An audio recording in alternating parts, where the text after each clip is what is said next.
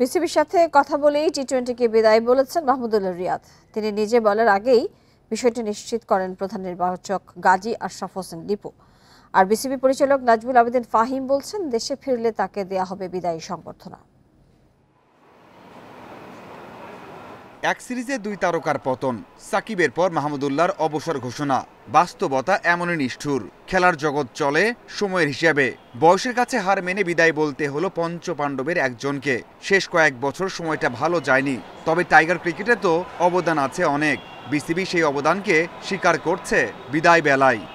তিনি তার কথা ব্যক্ত করেছেন যে ভারতে মাটিতেই এই টি-20 সিরিজের মাধ্যমে তিনি তার জমনিকা টেনে আনবেন এই টি-20 সিরিজের।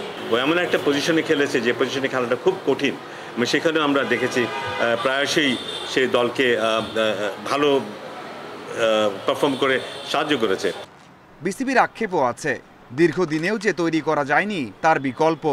দীর্ঘদিন বাংলাদেশ ক্রিকেটকে একটা লেভেল থেকে আরেকটা লেভেলে নিয়ে আসতে দারুণ ভূমিকা রেখেছে, কোনো সন্দেহ নেই সে ব্যাপারে।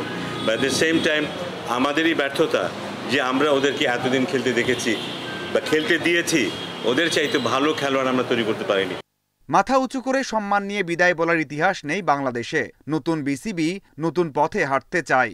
মাহমুদুল্লাহদের মতো খেলোয়াড় কেন, যে কোনো খেলোয়াড়ই যে রিটায়ার করবে সেই ডেফিনেটলি রেসপেক্ট আর্ন করে, ভালো একটা ফেয়ারওয়েল আর্ন করে, এবং বিসিবি সেটা করবে, অবশ্যই করবে। টেস্ট ও টি-20 থেকে বিদায় নিলেও ওয়ানডেতে আরও কিছুদিন দেখা যাবে সাইলেন্ট কিলারকে। সামনে চ্যাম্পিয়ন্স ট্রফি হতে পারে তার আন্তর্জাতিক ক্রিকেটের the end. Mazharul Islam, independent news.